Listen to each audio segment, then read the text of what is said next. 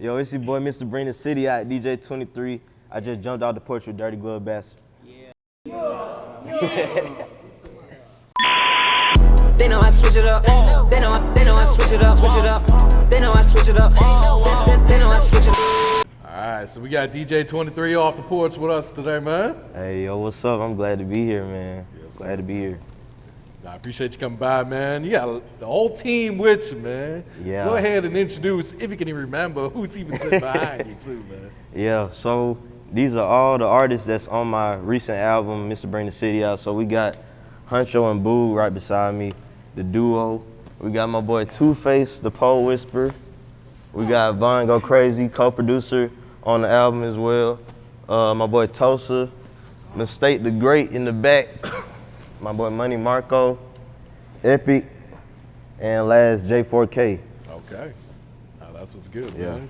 Gotta love that support, though, man. They all here for you, man. Yeah, man, I gotta love it, man. Yo. I appreciate everybody for being here, bro. For sure. You already know it going, gang. No cap. So you Atlanta native, right? Yes, sir, born and raised. What part of the city you from? West side of Atlanta off Cascade Road. Okay. Yeah, So Zone not too 4. far from here, then. Yeah, Zone 4, shout out Zone 4. Okay. All right, so at what age would you say you jumped off the porch in Zone 4, then? I would want to say like 16 when I jumped off, like just like getting my, hands in different things, maybe some wrong, some good, but just, learning my way, finding my way through the city and stuff. Yeah. Yeah. I feel that, man. And you started out just by DJing, right? Yeah, I started DJing in 5th grade back in 2009. Fifth grade? Yeah, 5th grade. Okay. So like the summer before middle school, I asked my parents for like my first pair of turntables because I was going to the local skating rink, just, going to the teen club and watching the DJ. Actually, Lucci's official DJ, Lavish Lee, he used to Okay. do the teen nights up there. So I used to just watch him and see how he had the crowd control, see how he, entertained us on every Saturday. So I asked my parents for my first turntable, and from there I just took off like after middle school, doing all the middle school games, and then high school just doing all the school events and stuff. Okay. Yeah. No, that's what's up, man. So did you teach yourself, or were you able to Google how to DJ? Yeah. Or? It was, matter of fact, I taught myself just really like YouTube University, like For just sure. just studying different DJs, like legends like Jazzy Jeff, listening on the radio to different DJs, just picking up gems here and there, like just learning the game, learning how to mix, entertain a crowd, read a crowd, and just downloading music daily, just improving my game. So yeah, just self-taught, because everybody asks me like who I learn from. I just be like, I taught myself, just studying, like just practicing every day, just getting better and better. So yeah. No, that's what's up. Being a student of the game will teach you a lot too, man. Yeah. Yeah. So did you know back then that this is what you wanted to do when you grew up? Like, man, I know I'm gonna be Yeah. a DJ, man. At first when I was like, in elementary school, I was like, I want to be an architecture, but I just was saying that because it sounded fancy, and everybody was like, I want to be a lawyer and a doctor. So I was like, okay, architecture, that sound, building houses and stuff, But basically, music is what I fell into. That was my true passion, because I was always doing band and stuff like elementary school. I started 4th and 5th grade. My granddad, who passed this past December, he actually taught me how to play trumpet. So Okay. he basically like instilled the musical roots in me. And from there on, I was just, playing in the middle school band, high school marching band. I was a drum major in my high school band. Then I went on to college, played in the band. So music has always been like a deep part of my life as well. I got you. So I think your family's probably pretty supportive of you chasing after it then too, right? Yeah, my dad, he was in a dance group in high school called the Little Rascals at Mays High School back in like 1980. So he always used to put me on game with like all the old school hits and stuff. And like what I should incorporate in my mixes, like, oh, you should throw this like Hall & Oates song in there, like from 1980s type shit, like Bill DeVoe. You can mix like some Shy with some fast Atlanta Bates type music, because that's what they used to listen to. So I always used to take his, inspiration and ear for music and just apply that to what I do with my DJing, and then eventually I branched into music production. So just, tying it all together with music, that was like, I found that was my true passion, my true calling. from God. Just that's what I had to do. That's what I was put on this earth to do. So yeah. I feel that, man. And you went to FAMU, right? Yes, sir. Florida A&M University. Shout out to all the HBCUs out there. I just graduated 2 weeks ago. Congrats, man. Yes, sir. So, bachelor's degree in music industry. So, just building on what, my musical roots were. Yeah. So how would you describe your college experience, man? Man. I'm sure it was a little different during the pandemic, but before that, Yeah. I'm sure you guys were turned up. Yeah, down before, because my freshman year, 2017, we was I got to see the true HBCU experience. I went down there the summer before, and I had DJed a couple parties and stuff, just to experience different people from different areas of the world. Miami had a whole bunch of Haitian people, down south Florida, and then you got Broward, Orlando, Tampa. You got some folks from the DMV, and you might meet some people from Brooklyn, New York. I had a best friend that went to Brooklyn, that was from Brooklyn, New York. He was Mr. FAMU. Okay. So just meeting people from different areas of the world is just amazing to see. And then for all of us to come together black people, just to see each other, doing the same thing, pursuing the same goals, just trying to be better people in this world and contribute to society. It was a good thing to see. Yeah. Mm-hmm. No, that's what's up, man. So how'd you get into DJing at the skating rinks then? Back in 2015, when I first, was, getting more gigs and stuff, I reached out to the manager at Cascade, and he actually offered me a tryout at the Golden Glide skating rink on the east side in Decatur. Okay. So when I tried out, he liked my mixes. I was, I had clean mixes, transition, but I was too young. I was 15 at the time, so he was like, you gotta have a work permit and all that. So I was all right, man. I ain't doing all that. I'm gonna come back when I'm 18, and I'm gonna get this job. I'm gonna get this position. I'm gonna take over Cascade, all the skating rinks. So summer 2019 come, I tried again, and then they hired me for the family nights during the week, Tuesdays, Wednesdays, Fridays. Just a 4-hour session. But I was rocking those, bringing 200 people every week. So eventually, when the pandemic hit the next year in 2020, we started doing these Instagram live mix shows. So all the DJs from the skating rink would hop on Cascade Instagram, any skater rink Instagram, just their own Instagram, just promoting themselves, mixing, be skate mix, tune in at 9 a.m., 9 p.m. in the morning, at night, it don't matter. So folks was tuning in, Cash App and sending donations to us, and they was adding Cascade, talking about, oh, we need 23 on a Sunday night. So I ended up doing family nights, moving into adult nights, which was the main night of the week on Sundays. So from then on, I just took over the skating rink. It was 400, 500 people coming to all my events. I was making all the flyers every week, doing all the promo for the skating rink, just trying to build my name and then build the skating rink up as well. Absolutely. So then the situation happened when I was at Cascade Skating Rink. So I ended up leaving there. And then once I left there, it was all the skaters in Atlanta just started reaching out.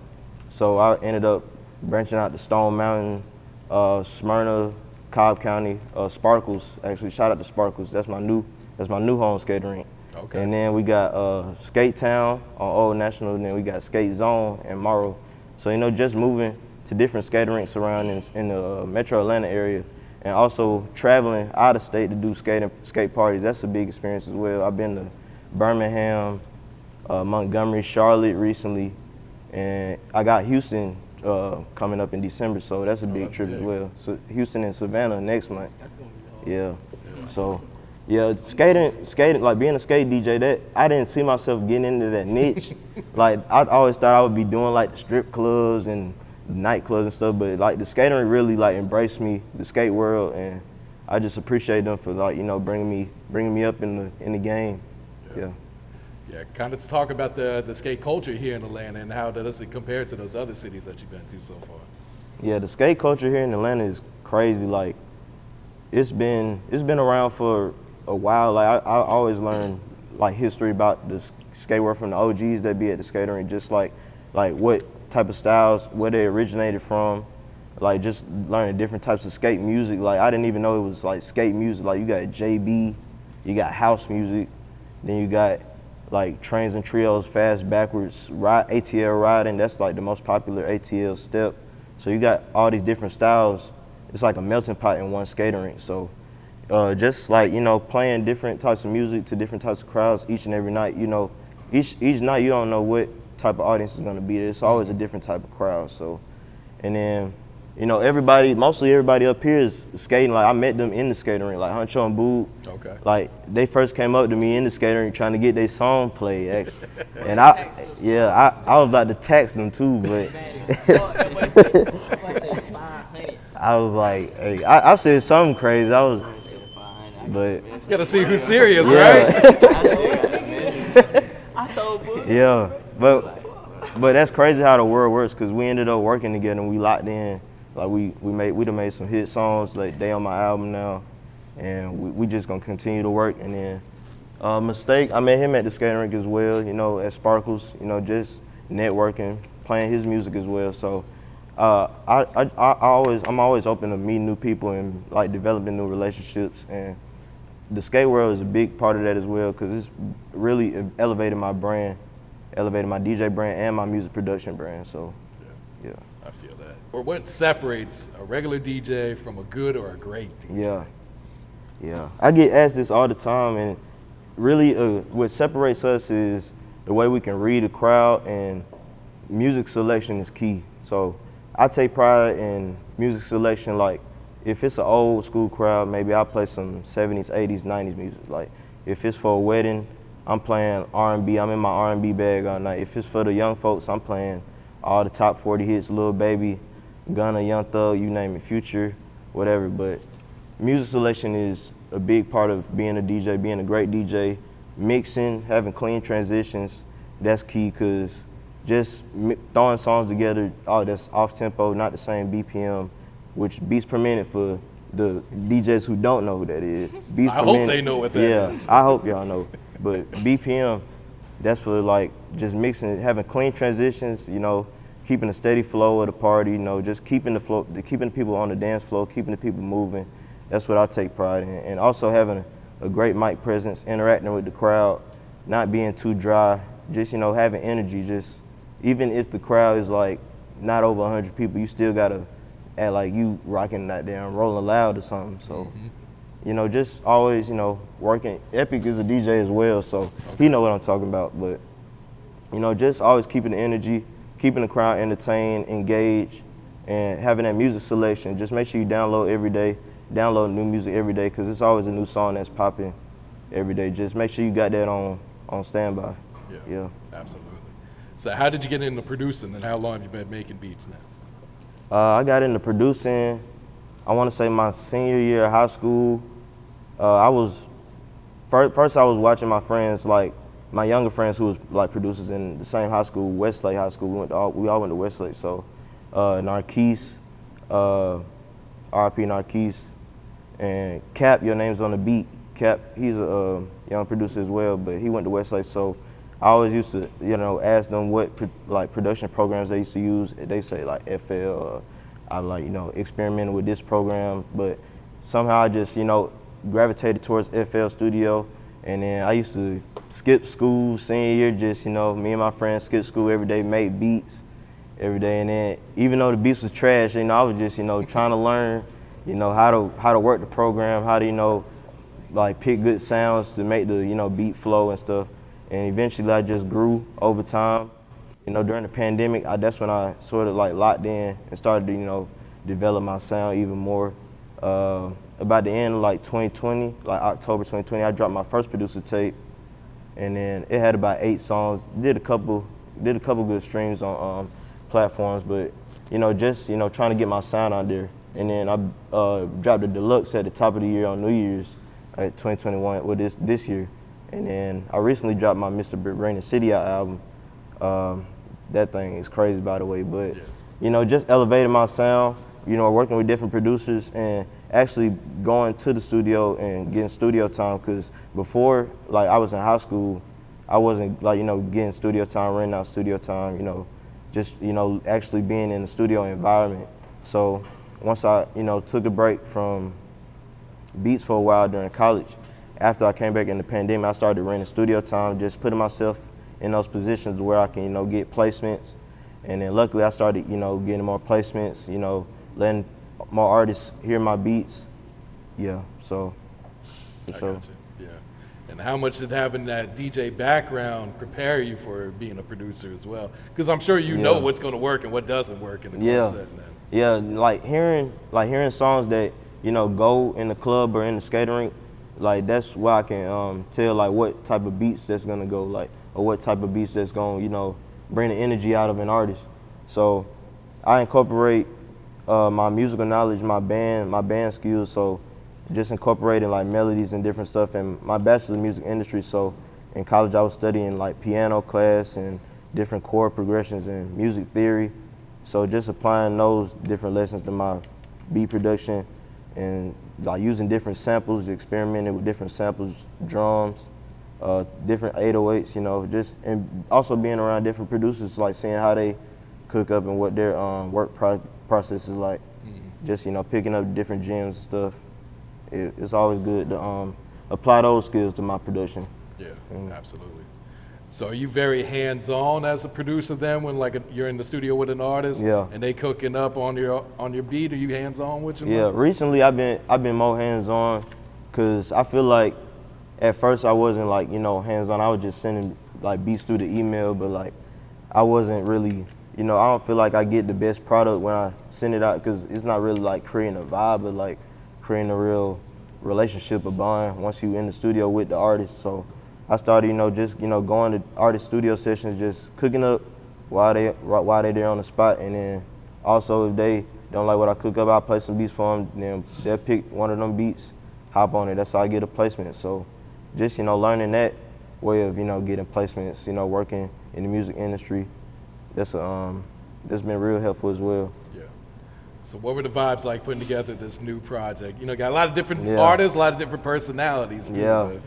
Yeah, it was, I want to say this project was the most stressful project because like between, you know, just, you know, making the beats, you know, most of the beats on the project was new. So me and my boy Epi, we went out to LA, caught some vibes, and back in May, and then that's when I got the idea for the project. I was like, I'm doing all these skate parties and stuff, so, and I'm bringing like goddamn 400, 500 people out. I done went to Alabama, brought 600 people out. That was in February, so I'm goddamn Mr. Bring the City out. I bring the city out everywhere I go. So I gotta name the album Mr. Bring the City Out. That was my self-titled album. So once we went out there, we created some vibes. Some of them beats actually on the tape. I know Good Times was one of the beats we made in LA with Huncho and Boob. And then I came back to Atlanta, started, you know, getting more studio time, just reaching out to different artists that I I had an idea for who I wanted on the project. So also artists from my previous project as well. So like J4K and Epic and Mistake, who was on my deluxe. I made sure that I reached out to them first, and then I wanted to get some new faces on the project as well. So we got my boy J4K, new face. We got my boy Tosa, new face.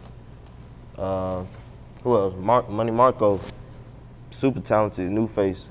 I just wanted to make sure that I had different names on the project that nobody knew, but I wanted to expose their talent because I'm surrounded by so many talented artists, like so many talented producers. I just wanted to expose their talent to the world because everybody know who Lil Baby is. Like, it's easy to, you know, just get a Lil Baby placement, a future Drake placement, and just pop overnight. But it's real work and dedication. You know, just build with the people around you, build with the people that you know and that you trust. So just, you know, I'd rather see myself elevate with them, and I'd rather see them elevate than me working with anybody else. And I'm glad that they on the album, so, because we got some hits on there for sure. Nah, I dig that. What can you tell us about the single and video for They Know? Man, They Know is crazy. Shout out to Huncho, Boog, and Mistake. The sample is from Shawty Low, original They Know, so RP Shawty Low. But I just wanted to recreate like an Atlanta classic for, like, you know, as the lead single for the album. And that just so happened to be the one. Like, I remember the studio session, and what was that, Legacy? Yeah. I played. I was like, I got a sample for these motherfuckers. I was like, I'm gonna play this shit, bro. They gonna like that shit too. And once I played that shit, they was like, oh yeah, that's the one. Yeah. And we did that song like 45 minutes, an hour. Okay. Yeah, but when it came out, I was like, yeah, this gonna be the one. Cause the energy behind it was just so crazy. Like the energy in the room, like that was something that you can't like repeat over again. So I was like, that's got to be the single. And then the video even go crazy. Shout out to Jay Woods for doing the video. We shot it at the skating rink. We spent the whole day shooting that video. Like we did like 3 different locations. I made sure I touched every part of the hood, every part of Zone 4.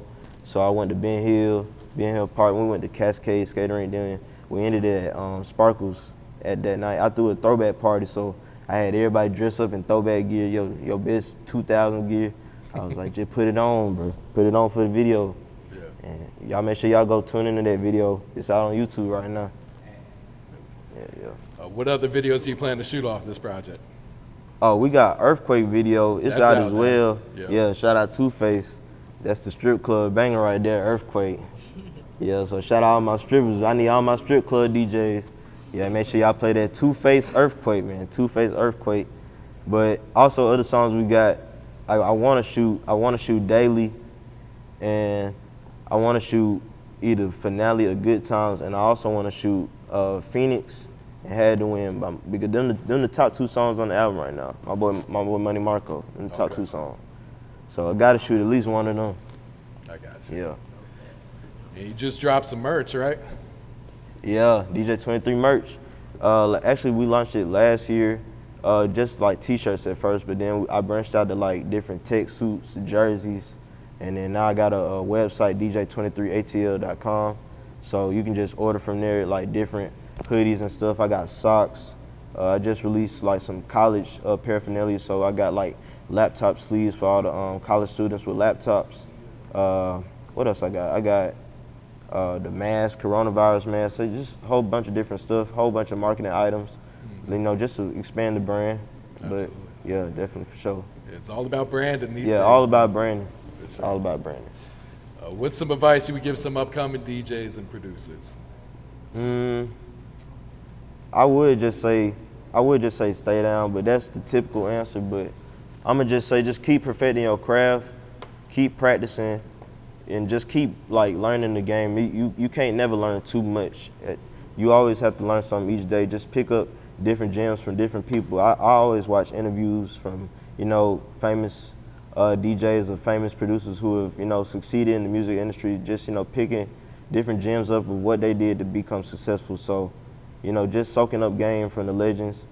Also just finding multiple streams of income. That's also a big pet peeve of mine. I also have a graphic designing business, so I do flyers, logos, just finessing on Photoshop. You can learn everything overnight. Not even overnight, but in a couple weeks, just by doing something over and over again.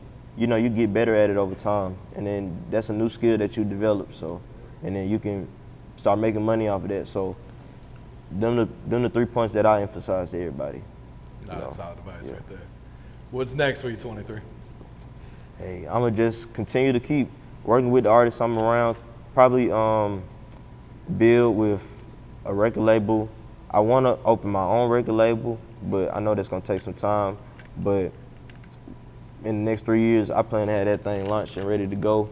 Also, I'm gonna build on the graphic designing business as well. I'm gonna start recruiting different graphic designers, just building the team so we can supply the artists with cover arts, motion covers. Motion covers is also a good promotion item that's popping right now. Oh, yeah. So just locking in the artists with them different creatives and stuff, and then also just building on my production, because I've advanced from where I came from last year, but I feel like my sound can be way more than what it is now. That's just from continuing to produce and experiment with different sounds every day. But yeah. I think that, man. Any shout outs you want to give before we wrap it up? Hey, I want to shout out my parents. I want to shout out my sister.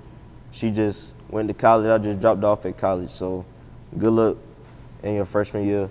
Also, I want to shout out all my artists on the stage with me. Shout out to y'all for coming through today. And I want to shout out my boy Narquise, RP Narquise. He's the reason why I started producing in the first place. So shout out to him as well. And shout out to my boy Easy Money Caleb. Gotta shout out my boy Easy Money Caleb, bro. Shout out to you, bro. Tweezo, what's up, bro? And yeah, that's it.